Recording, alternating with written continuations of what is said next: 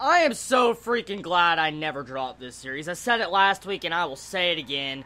This series continues to impress me by the week with these historical themes and the tension rising and these awesome freaking characters. I have to say I'm really enjoying this series more and more as the episodes go by.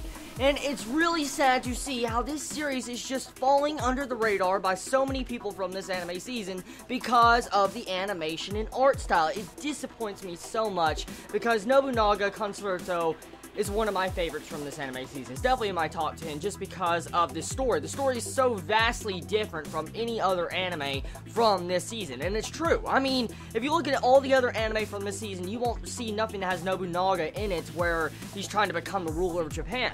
And what's so interesting about it is they're not putting a freaking science fiction type spin on it. I mean, actually, yeah, they are. They are kind of putting a science fiction spin on it since, you know, our main character fell from the sky and went back in time. But I'm talking about the entire essence of, like, using guns and shit like that. For instance, let's see, Nobunaga, I think that's what it was called. It was a couple seasons back. Stuff like that. You know, how it really changed up the formula of the history and timeline and events that happened to Nobunaga.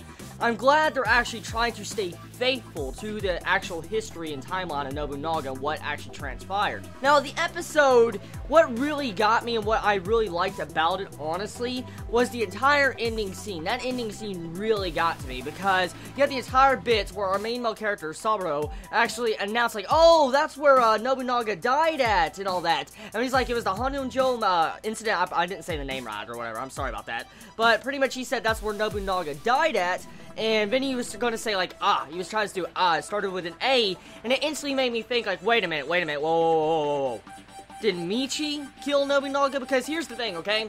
I know what happens at the end, I do, because, I mean, I've seen the history a little bit of it, but I don't exactly remember who killed Nobunaga. I think it was Nobunaga's brother, but with the A, the way you had Nobunaga or Saburo say, like, start off with the word A, like, like that, it made me instantly think that it might have been Micchi, you know, the real Nobunaga. So, the big thing here, okay, is that if that is true, if it was Micchi that kills Nobunaga, holy shit. So we have our antagonist and protagonist right next to each other. They both look alike, and that would be really interesting and a massive plot twist if that does happen, because I don't remember exactly which person was the one that killed Nobunaga. So besides that, the episode really was good. Now, the animation department, I'm going to have to admit, it was really under budget. Like, the entire episode, there was a lot of different scenes that looked really rigid, ragged, and you saw how the characters looked really unhuman-like when they moved. Like, the movements didn't look human at all. It looked really computer robotic when you saw them moving around, especially, like, shifting on a horse and stuff.